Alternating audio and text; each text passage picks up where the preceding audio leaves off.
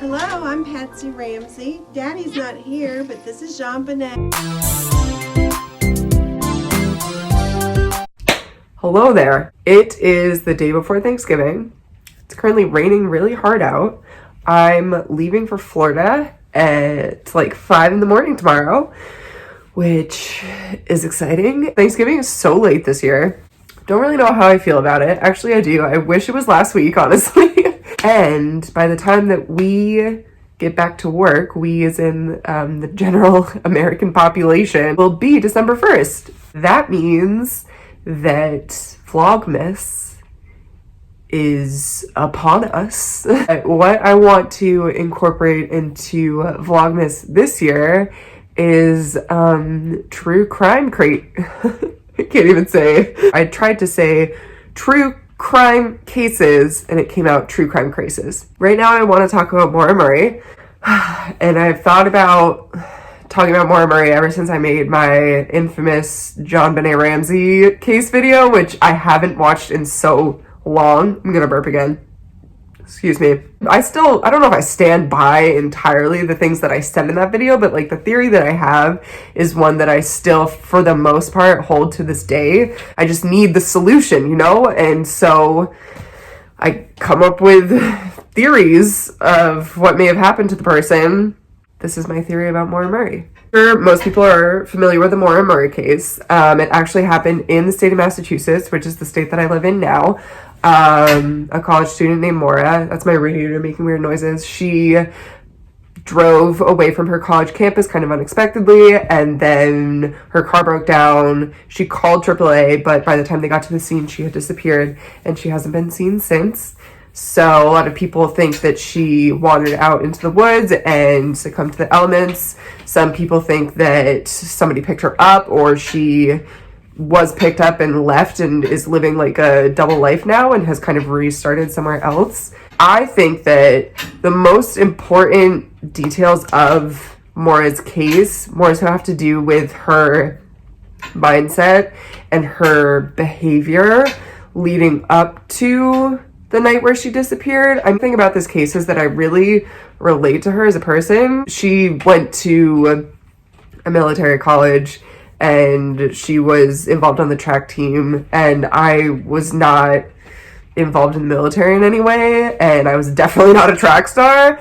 But one thing that I really relate to Maura through is her struggle with bulimia, which I feel like is talked about, but I don't think that people who haven't experienced an eating disorder firsthand, either themselves or by someone that they're close to. Hi, Olive. Hi, here's my roommate's cat. You want to come join and talk? Okay. Where was I going? I was talking about bulimia.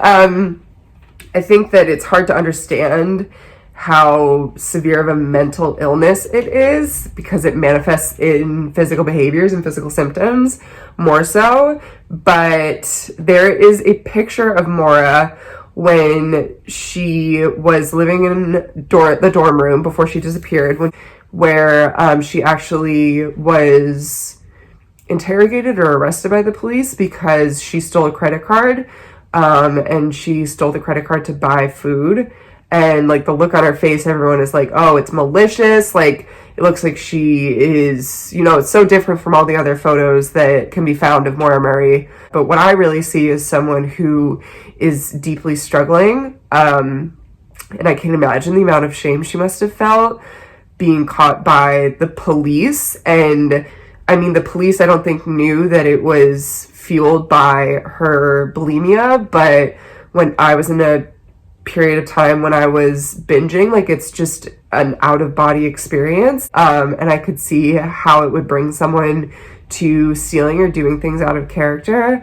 I didn't ever steal, but I definitely was not myself when I was struggling with that, and I was definitely not myself around food. So I think that she was in a very bad mental place, but I don't think that that means that she was going to commit suicide. I think that there would be more clues pointing to suicide. The idea of her running away or dying in the woods, or someone like crime of opportunity picking her up off the side of the road. The only other option that I can think of is that someone was following her, or she may have had some kind of stalker on the UMass Amherst campus, where she broke down into tears while she was working at like a desk security job, and she told her boss at the time that she was crying because of something that happened to her sister, and she was talking on the phone and said, "Oh, it's my sister, it's my sister,"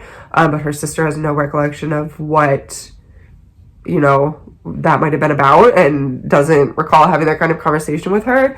She was potentially being blackmailed, and even if she wasn't being blackmailed, maybe knew of this person who was stalking her and didn't know what to do, and was already in such a bad mental state that she like cognitively couldn't figure out a plan to solve what was happening, especially if someone was holding something against her. And when her car broke down, that is when the crime of opportunity occurred.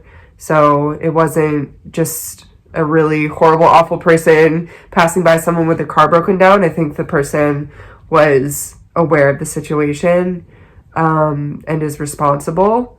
I would love to hear what other people think about the Maura Murray case. And I hope you have a happy Thanksgiving. I can feel my larynx is tight. I got all tense and nervous because I haven't talked about crime since John Bonet when I was massacred by the internet. Make sure your larynx is nice and loose this holiday season.